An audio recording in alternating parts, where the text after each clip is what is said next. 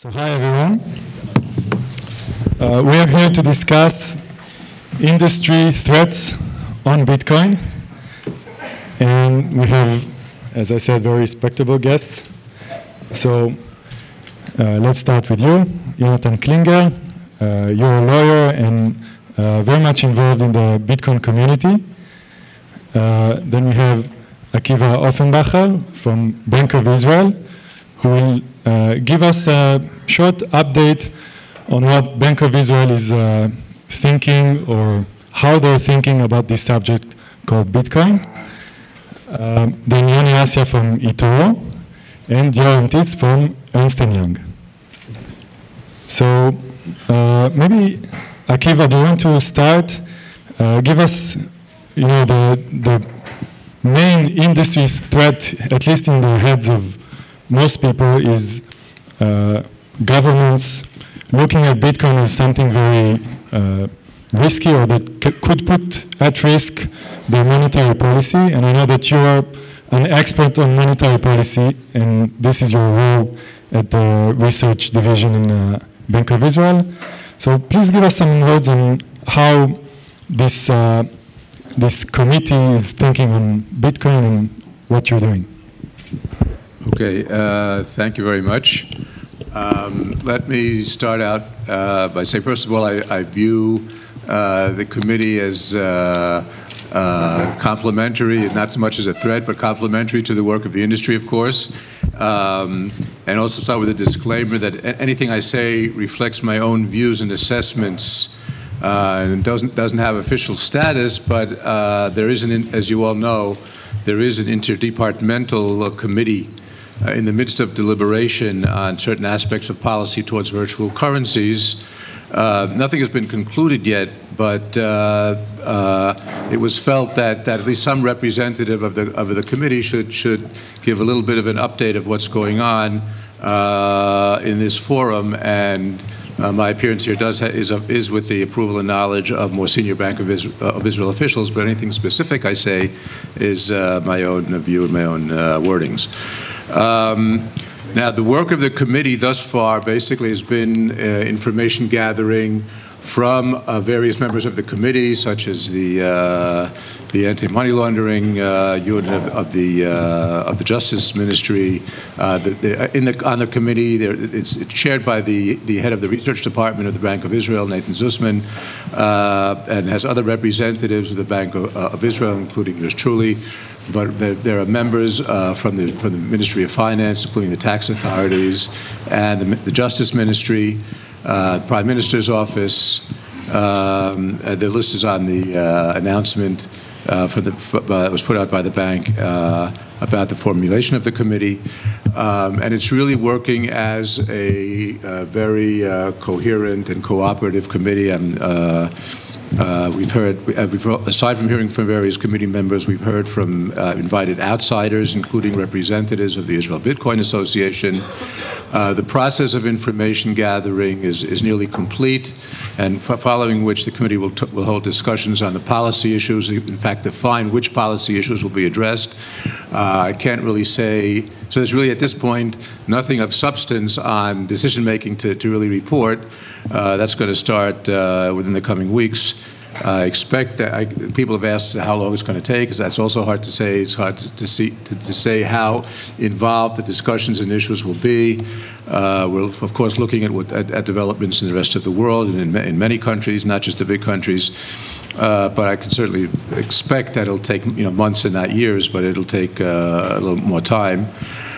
Turning very briefly, a little bit more substantively in terms of general sort of remarks, and I'm speaking completely for myself, as would be obvious.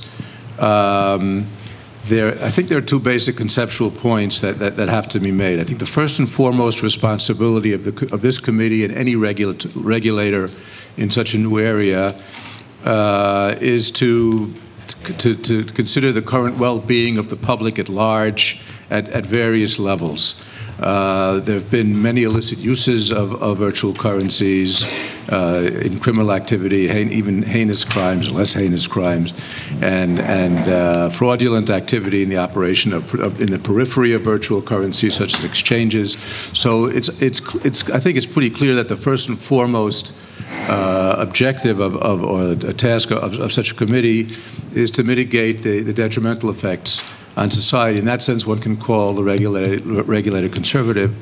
But subject to that, there is definite recognition of the tremendous potential for the virtual currency technology, both as technology, possibly as in a monetary role somewhere down the road. And I can plug the paper by Shochet and myself that will be presented after the coffee break on those issues.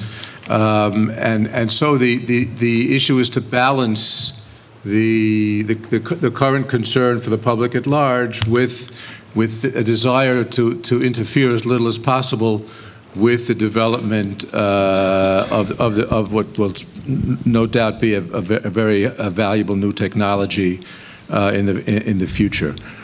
Finally, I'd like to say that we all expect rapid change, just hearing all of the presentations here, in the area over the coming weeks and months and years, so that the work of the committee we expect will be maybe the first word by the regulator, but certainly not the last word by the regulator. In this respect, I think it would be important to maintain together, generating some of those standards and best practices. So, thank you very much. Pretty much I'm hearing that you've gathered much information, and the Bitcoin apocalypse in Israel is not coming from your committee at the moment. So I think the way we would like to go and do this panel is maybe each of you can suggest his, let's say, fears or just bad scenarios on what could happen to Bitcoin and this ecosystem, and we'll try to keep it open and have our point of view on how likely that scenario is. I'm thinking about these particular issues for a very long time. Ever since I heard about Bitcoin, so I have my own suggestions, but I suggest that each and every one of you provide some aspect where they think there's maybe weaknesses, and we go on from there. Maybe Yoni, would you like to start? Sure. So we're talking about the threats of what could destroy Bitcoin? Destroy or weaken. Yeah. So I think the way I look at it, there's four main things. They're as important, each of them. The obvious one is the technology breaking. So a lot of people are basically basing their assumptions on the fact that the technology constantly works and that nothing breaks, but there could be a possibility of one very bad version that destroys. There was a fork, it was fixed back then, but that would probably create the biggest by far distrust in the Bitcoin technology, and that could very, very fast crumble everything. There's a focus on exactly those issues. I think tomorrow around the same time, a technical panel is discussing going in depth on what could break. Which is great, which leads me to the second thing, which I'm hearing more and more is the community support, I'd say, is people saying, Gavin isn't listening, or that basically the Bitcoin core development is not progressive enough, and that community not supporting eventually Bitcoin or forking off is another very bad situation that could harm Bitcoin. The two others are more related to real world and are very much related to one another. One is eventually adoption to real consumer applications. So we really haven't seen yet, I think, real applications on a mass distribution level. So most people who hold Bitcoins just hold Bitcoins. There's not a lot of transactions, very little. I think we're one of the few financial institutions in the world who actually deal with Bitcoin. A lot of fear around that. So eventually, for Bitcoin to become Gold 2.0, it has to get mass adoption. The first two threats I said are two examples of things that could somehow lead to not to become adoptable, but there are probably a lot of other reasons that could lead there. And generally the threat is Bitcoin not being adopted. So instead of reaching 50 million wallets next year, reach only 12. And the fourth, which is very much related, is regulation. So far, the way I see it, it seems that most Western regulators are very pro-Bitcoin in general, are very accepting. I think most regulators are actually very smart and understand that this is potentially something great for regulation because it enables full auditing and actually a public ledger. It actually enables them to require and request and get more from existing financial institutions. But one big regulator like the US saying something like Bitcoin is illegal is detrimental and will drive it low. Again, with all these threats, I still believe my kids will know what Bitcoin is. The only question is will they consider it gold or a cute thing their father was involved in 20 years ago? That's what I call the Esperanto model. Right? So, Yoram, maybe you want to add to what was just said? So I'll try to take it from where Yoni stopped, which is regulation. I think that the most interesting stuff that happened, and I think on a daily basis we hear stuff about Bitcoin going on in the press. So last thing was Bill Gates talking about Bitcoin and the idea how to actually have transparency in Bitcoin for it to become the real thing. Fred Wilson says something which is similar about if you want to take it out of being a commodity and people sit on it and wait for the price to go up, it has to be quote unquote transparent.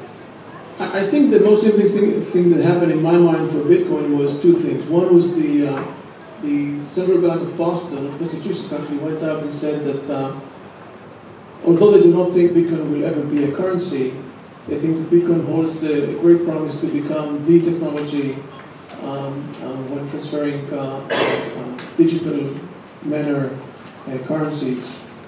The US Central Bank have done an analysis on how much money will be saved if Bitcoin would have been adopted as the technology.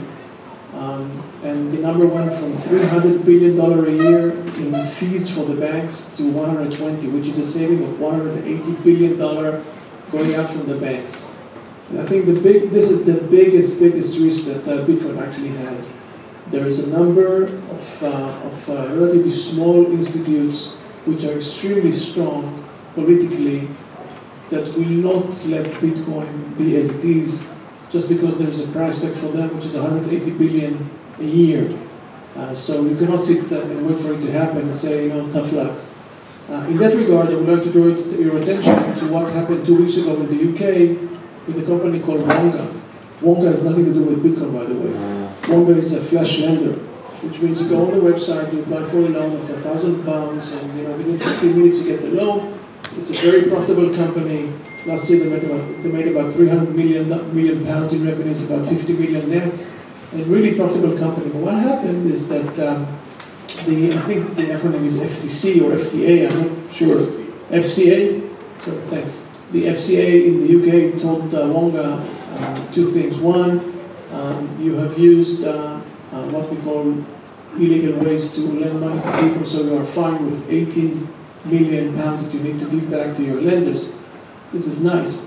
The good stuff is, by the way, 200,000 loans that you have made, which amount to 220 million pounds, you have to write off because you think that you've lent it to uncreditworthy people within the UK. Now, Wonga is not the issue here. The issue here is that we think that we have a profit here in the market, and the market exists because it's an unregulated, relatively unregulated as opposed to the banks, which is totally regulated.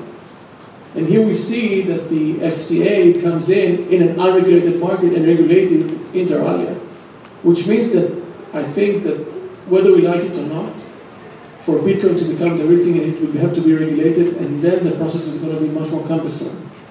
And as such, if we will not be able to have a transparent, as Bill Gates say, a totally stable technology, which I'll touch in a minute, and regulation, it has the risk to become Esperanto. So this is my biggest fears when it comes to Bitcoin.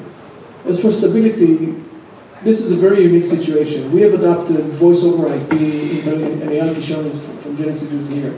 It's been in the forefront of technology ever since. But we always had, Eyal is on the board of Audio Code, which actually invented voice over IP. When you invent that and a call or a packet went lost, so you lost a call, you call again. It's annoying, but never mind, we'll call again. So the adoption technology-wise was such that the risk of having failure along the way was not really meaningful. And it still took 20 years. And it still took 20 years. Exactly. But we are now in a situation in which our adoption of technology is from 0 to 100 miles per second in a heartbeat. We cannot gradually accept something. So if Bitcoin is not sustainable technology with 99, not in communication, we talk about the 7 nines, 99.99999, in Bitcoin should be 100%. We cannot allow a couple of dollars just to swing by. And this is one of the biggest challenges we have, I think.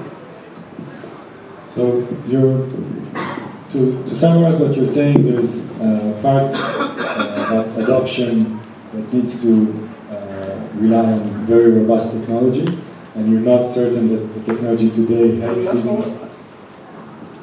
You asked me what are the risks. I personally think that technology can be there 100%, but you asked me what the risks are, and I got just echoing.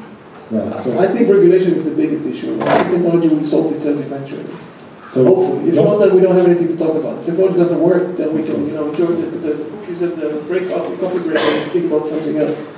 So going towards regulation, do you see scenarios on that path that threaten Bitcoin, or is this part more, let's say, looking to be solved? I'm talking to lawyer Klinger.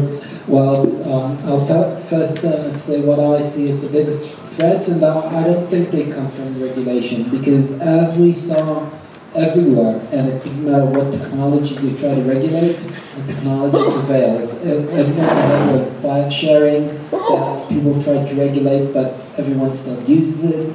It went ahead with voice over IP, which people still think they can try to regulate it, but they can't, and it's widely used. And messaging services that go P2P, you see FireChat in China now, and even if you try to regulate video on the web, like the Shechter Committee in Israel now that tries to regulate video over the web and put it in the same context as video going through public streams, it's a problem. Technology won't be regulated by the regulators if it has material uses, at least as long as it's decentralized. What I see as the major threats come from 3 different prongs. The first is the value of Bitcoin being too high. And if Bitcoin jumps up to $50,000 per Bitcoin, which a lot of people here would be really happy if it does, then 2 things happen. The first is that transaction costs. The fees paid for each transaction under the current model are way too expensive to allow Bitcoin to be at $50,000 per Bitcoin. You can always reduce them in a hard fork or in a soft fork, but currently Bitcoin being too high will still require people to think about entering the market, and people who hold their Bitcoins will think that the Bitcoin will go up and up again and won't use them. They'll do commodities trading and not Bitcoin. The second is actually going and finding a better solution. Bitcoin is, let's say, outdated. Bitcoin nowadays is updated very but Bitcoin updates itself very infrequently. You see the updates to the core version being inserted very slowly, very carefully. But you see other cryptos like Dogecoin, which is one of my favorites, having superior technology even now. Well, just 1 second. Who's familiar with Dogecoin? Yeah, of course. Who owns Dogecoins? Okay, thank you. Yeah, but technology, they're superior, and if we see solutions like Dodge Party that sits and does counterparty over Dodge, and even the Mastercoin's April Fool's joke, you see that Dodge has inherently superior technologies, and it might not be Dodge, it might be Peercoin, which is nice, or any other altcoin out there. But I actually have a canonic response to that. Yeah, but 1 second, let me give the third, and the third is the blockchain size. Now, if you want to run a full node of Bitcoin on your computer, be one of that peer-to-peer network, you have to download around 30 plus gigs of data. It takes, if you're connected to the internet in Israel, it takes about a day and a half to download the whole blockchain. And then it takes a material part of your hard drive. You can't run it on your laptop. You have to run it on the desktop, of course. And even then, you won't be able to run a full node on your smartphone. Even once you have 128 gig smartphones, you'll have 128 gig blockchain because it grows all the time. And I heard a lot of people talking also about Bitcoin not necessarily as a currency, but as infrastructure. So in theory, we could reach a future where still people don't quote anything in Bitcoin. Things are still quoted in Zimbabwe, in the Zimbabwean currency, and in Israeli shekel. But when you charge it, or when you charge abroad, it actually automatically does the shekel to Bitcoin, Bitcoin to dollar, dollar to Zimbabwe, like automatically everything on the cloud. It transfers on the blockchain, on the Bitcoin network, but not necessarily becomes the main value. The other model that goes in that direction is Bitcoin is an alternative to gold, where you have essentially gold is used in industry, but most of its value comes from speculation. You could have some use of Bitcoin in the world, but it is investors very, very much like gold. So it becomes, people can quote gold in all the different currencies, but nobody almost sells anything quoting it by gold. Okay, so actually, Yoni, having you here as well, do you think there's a scenario where colored coins make Bitcoin become less of a big deal? So I'll explain myself. You have Bitcoins divided into million tokens. That Yes, regarding the price, regarding the yes, price. eventually the Bitcoin 2.0 technologies are basically, in theory, actually lowering the price of Bitcoin to inflate or to grow to 50,000, because you can have micro coins and coins who are lower and people can still use it. But I think the really interesting thing we could see with Bitcoin 2.0, which is really the thing that could drive everything, is Bank of Israel to say we're launching a colored coin called Digital Shekel. Right. And that's the announcement that they're waiting on. There's a team that's working right now. We could do it right now on the screen. You could set up the Digital Shekel and sell it to you. Does your signature has power of, Semi-Raj. Sorry. Manny, do we have, this time is with the questions or without the questions? Wait, you have 2 minutes for questions now. question is 8 words, question mark at the end. Right, so guys and girls, questions from the crowd to this panel. We'll talk together, yes? Okay, so I have maybe one last freaky scenario that we can prove. So, yeah, people talk about the problem of blessing some bitcoins and making some other bitcoins not blessed, destroying the fungibility of Bitcoin. Having some addresses be legit addresses, and all of a sudden, legit miners can only send to legit addresses, and ending with a sort of fork in the actual units of Bitcoin. How do you see that threat? I don't think of it as a big threat. I think people are talking about doing ring fencing KYC, so financial institutions can only touch Bitcoins which were purely within a KYC'd environment, that were whitened.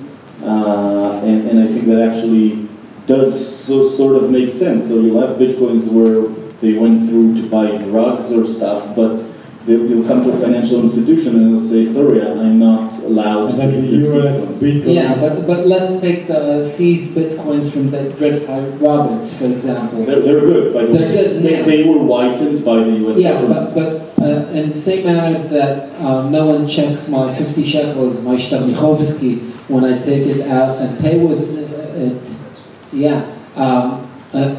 if I'll have to do KYC for every Bitcoin transaction I receive, as a merchant or as a private person, even financial institutions will have to financial do KYC. Institutions have to do it, and there's no doubt. But it's not I'm talking only about the merchants, the small people. In order for a merchant to become, even think about, the small mom and pop shop want to get Bitcoin or want to have Bitcoin, something that he can use as a currency. You want to be sure that it's 100% of it. If he loses this sale because the currency is corrupted, he will not be able to make his living. So, in order for it to become the real thing, it will have to be transparent, legitimized, and I think regulated. And we can be afraid about it as we want. Okay, so I want to summarize coming from that. There's two sentences that were said here that I will take with me. One is people from Bank of Israel are actually excited by cryptocurrencies. The committee. And the second one is, this is a sort of mantra that I'm going to repeat myself, going to sleep and waking up. Bitcoin is a financial asset. So this seems to be the solution that can take Bitcoin into a very simple regulatory solution. Thank you very much.